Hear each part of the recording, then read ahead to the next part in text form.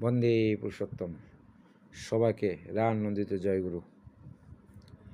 পরমদয়াল শ্রী শ্রী ঠাকুর বলেছেন, ধর্ম যদি নাইরে পুটল জীবন মাঝে নিত্যকর্মে, বাতিল করে রাখলি তারে কি হবে তেমন ধর্মে।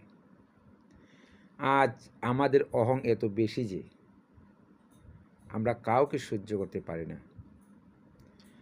প্রতিটি ক্ষেত্রে আমার এটা, আমার ওটা, আমি মালিক, এসব কেন হয়?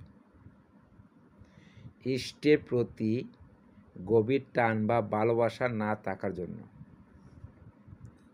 অহংকে যত দূরে রাখবে তোমার জ্ঞানের বা দর্শনের পাল্লা বিস্তার হবে।